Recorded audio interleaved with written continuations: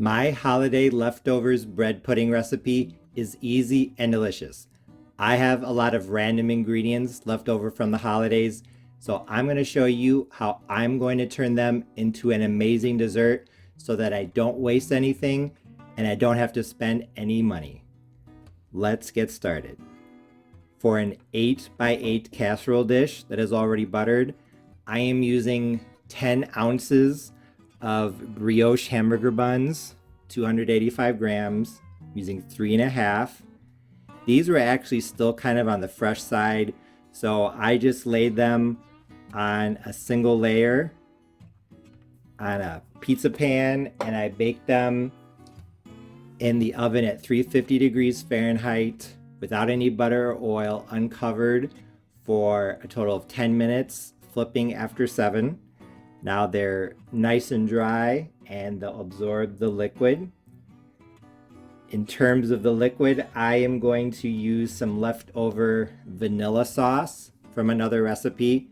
This is just sweetened condensed milk, middle cream, which is like half and half. It's not quite as thick as heavy whipping cream, vanilla extract, and rum extract.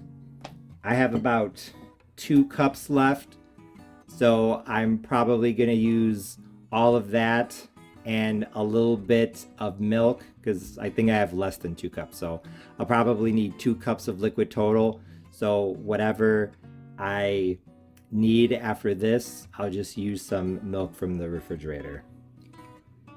I have some mix-ins, as you can see. I had some leftover maraschino cherries, probably maybe 5 ounces about. I just cut them in half so that they would be more evenly distributed throughout the bread pudding. I have about half a cup of sweetened shredded coconut, 60 grams, about half of a cup of chopped pecans, 60 grams.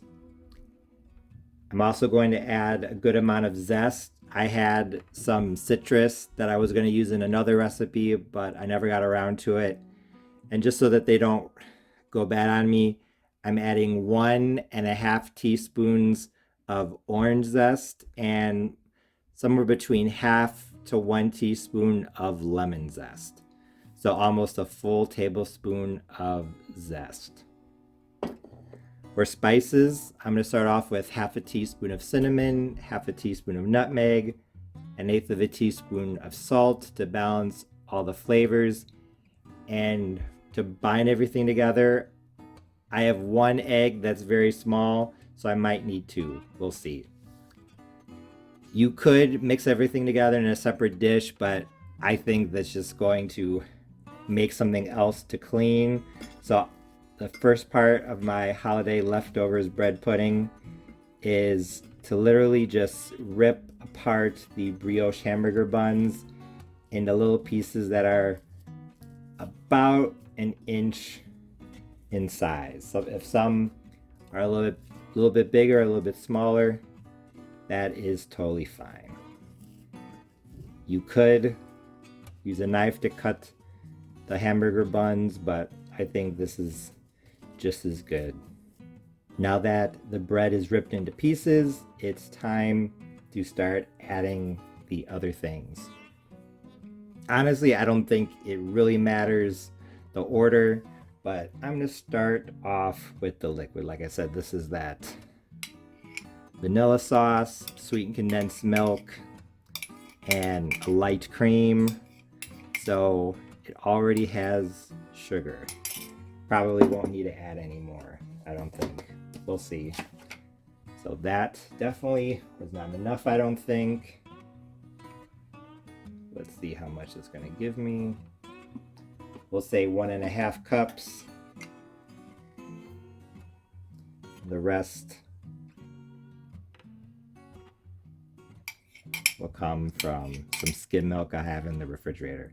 But before I add that, I don't want to overwhelm it with liquid, so I'm just going to mix in this vanilla sauce. You can use sweetened condensed milk, some leftover heavy whipping cream. I always have leftover cream, leftover half and half, or coffee creamer. whatever you have. Just mix it in, stir it, and if you think it needs more liquid, which this does, go ahead and add it. Half a cup of skim milk. If you're making this right after the holidays, you could do eggnog. That's really good in bread pudding. If you have some evaporated milk that's about to reach the best buy date, you could use that up in this as well. So many options. So now what I'm going to do before I go much farther with this recipe, I'm just going to stir and mash. So I'm just stirring the pieces of bread into the liquid while breaking up the larger ones with my spoon as I go.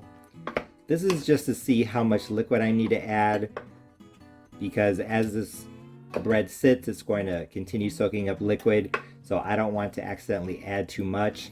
I'm going to keep stirring and breaking up the bread for maybe 5 to 10 minutes, and by that point I'll have a better idea as to whether or not I'll need to add more liquid. I actually might have to, but like I said, it's better to add more later than to want to take away.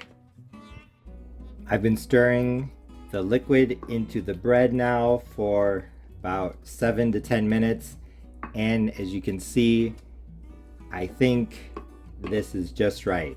I added a total of 1.5 cups of that vanilla sauce, along with 2 extra tablespoons off camera that was left in the container, and half a cup of skim milk. I tasted this and honestly it's fantastic as is, but I'm going to make it even better. So now I'm going to add my mix-ins, the maraschino cherries, coconut, and I know I said I'm using brioche bread, that's what I had, but you can use regular white bread if you want. The pecans, if you don't like nuts, you can leave those out. Like I said, I'm literally just using what I have on hand. A little bit of salt, adding the salt to help balance out the flavors. Now for the citrus. And honestly, like I said, I tasted already and it's really good. And I have a feeling that even without all the mix-ins, this would still be absolutely delicious.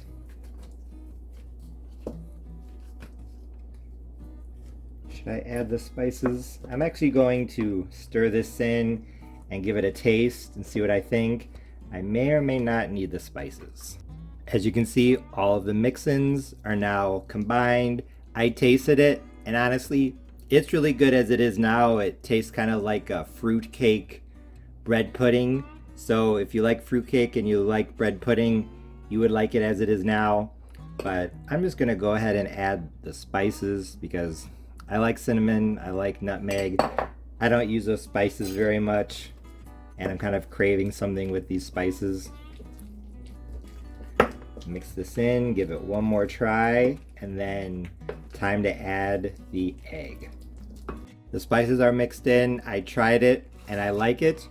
So now it's safe to add the egg. I'm adding the egg, or possibly 2 eggs at the end, so that I could try this bread pudding, or soon to be bread pudding, and adjust the flavors as needed. If you add an egg first, that makes tasting a little bit more complicated. So whenever you are making a casserole of some kind, whether it's dressing or even bread pudding, if you need to add eggs as a binder, I would do that at the end, because then you can taste it and see if you like it. After mixing in the egg, I just used 1 egg. I evened out the surface as much as I could. So now it's time to put this bread pudding into the oven. I'm going to start it off covered at 350 for probably half an hour, and then I will take off the foil and let it cook uncovered, still at 350, until it is done the way that I like it. My bread pudding has been baking at 350 degrees Fahrenheit covered for 30 minutes. So now I'm going to uncover it and let it continue baking. I just pulled the leftovers bread pudding out of the oven. It was in at 350 degrees Fahrenheit, covered for 30 minutes, then uncovered for 30 minutes, still at 350. So it was in at 350 degrees Fahrenheit for a total of 1 hour. Honestly, I got busy and I forgot about this bread pudding, so I left it in the oven for a little bit longer than I would have liked. Even though I thought it was just slightly overdone, I couldn't wait to give it a try. And when I did, I was very pleased with how my holiday leftovers bread pudding recipe turned out because it was absolutely delicious. This bread pudding definitely had a lot of fruity flavor that reminded me of fruitcake, but not in a bad way. The coconut and pecan were the flavors that came through the strongest, and they worked together very well.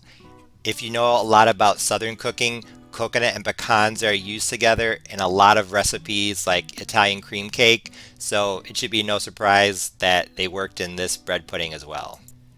The maraschino cherries added flavor as well, but honestly, I was surprised by their texture. I thought they would have softened up a bit more in the oven, but they were firmer than I was expecting. There was definitely a hint of citrus in the background along with the cinnamon and nutmeg. But honestly, I really couldn't taste the vanilla and rum extracts. I think that's because this was slightly overdone. Now that you can see a slice of the bread pudding up close, you can see that while the interior wasn't dry, it wasn't as moist as I would have liked. Some people like their bread pudding this way. They don't like it to be too moist, but I personally think bread pudding is better if it's slightly moister inside, because then the extracts, in this case vanilla and rum extract, those flavors come through a lot stronger.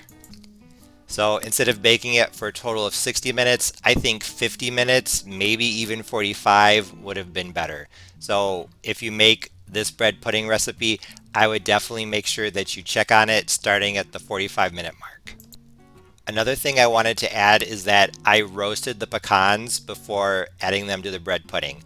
I put them on an ungreased baking sheet and I put them in the oven at 350 degrees Fahrenheit, uncovered, for 3 minutes. Then I took them out, stirred them, and put them back in for another 3 minutes. I think that toasting the pecans really brought out the flavor, and I highly recommend it.